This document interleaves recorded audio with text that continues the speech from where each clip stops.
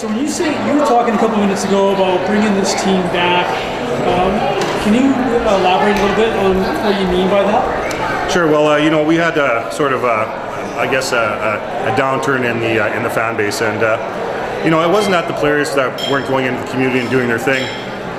It was more about, I think we forgot about the community, and nothing against former ownership and like that. It was just stale, and so John Wilson came in, and a few other people came in, and now we have 10 owners, and these are guys that care about the community, care about junior hockey, right? And so they approached myself, a couple other people like Bob Saunders, those types of individuals, and they said, how can we turn this around? And one of the first things I said was, we need to have some people that have non-financial interest in this team to go out to the community, reach out, and see if we can bring them back. And certainly it worked. I mean, we had 1,800 fans at the last game last year, and as you can see, a testament tonight, we have a meet and greet, and the room is full. And I'm telling you what, those boys in the room, our hockey players, they're pretty excited to get on the ice and get this thing going. So it's come around quite nice. So tell me, what does it mean to have a Bob Saunders involved with the team again? Yeah, Bob is one of my best friends, and why he is because he cares about the community. And Bob wasn't sitting in box number 5 in his corner, and that's sad. It really is sad. And without him sitting there, a lot of people look over there and they know who he is. He is a pillar of the community. He is the most philanthropic guy in the West Shore, if not Victoria. And without guys like him, this franchise doesn't exist. And you can talk about the crowd and that kind of stuff, but you need the big guns. You need the guys that are the leaders of the community back in the building to trickle down to the everyday Joe, because they see that and they feel that vibration, and you know what? That vibration's back. That's great. You can see that in the volunteerism with the players. I was at the Kraft Hockeyville. I was at the morning practice Yes. the Canucks were at, and I could see the Grizzlies throughout the building volunteering. And so it looks like, and with tonight, there's a bit of camaraderie there between the coach and the players. It looks like they're excited to be here. And as Jim, as you call him, Jim Swanson, had said, they come from all corners of North America, don't they? The players, they're a special group. And, one of the things I try and sort of implement is just take your suit off, and all the way I wear a suit all the time, and just get in with the crowd, have a bunch of fun with these kids. I know them all by first name.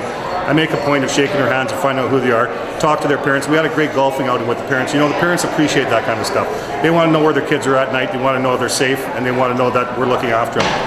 And that when the parents left, all the parents that came for the training camp, I spent a lot of time there, the common thread was, thanks for having our kids here. We love this team, we love this community, we love the management, we love the coaches. And that's because everybody works hard in this franchise. And I think I said many times, I have a title, I'm the governor, yes, but you know what? I'll cook a burger, I'll do anything. Everybody in this franchise is not above anybody else.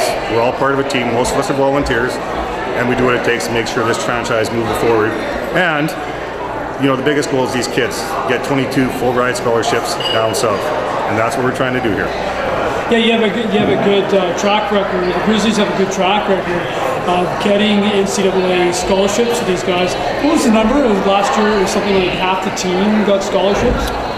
Last year we had 9 full ride scholarships, I believe. And let's talk a little bit about that. Butch Boucher, he's unbelievable. He's the guy who's liaison, and Butch himself has had a son who played junior A hockey, went up through the ranks, he got a scholarship, he played in the NHL briefly, and finishes hockey as a pro, I don't know what year. But here's a guy that has experience in that particular situation. He can guide the parents and the kids along. So, we have a lot of our people in our organization are deep in what they do. They're all very good at what they do. Probably every position but the governor knows exactly what they're doing. And you're the governor. And I'm the governor, yes. And you're apparently the governor of Flin Flon as well? I think they say I'm the mayor of Flin Flon, but what it's all about in a nutshell is just about people getting together. It's community, right? And what we want to see is our rink as a place to go and meet and people to have some fun.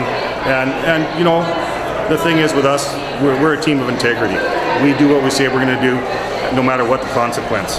We have respect for each other and respect for everybody else.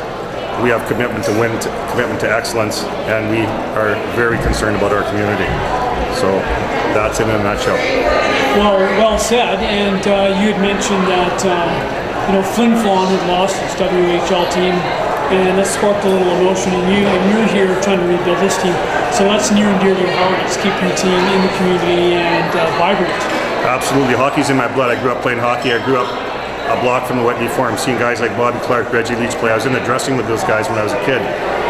And that's a town of 10,000 people, not a community of 300,000. But in 1977, when I was probably 18 or 19 years old, we lost that franchise. And it devastated the town.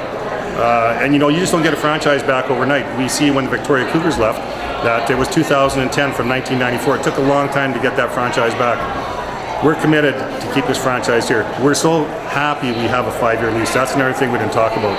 We have our barn back. That's our home. We belong to the West Shore. Fantastic. Well said. Thank you for this. Thank you, sir. It's a pleasure.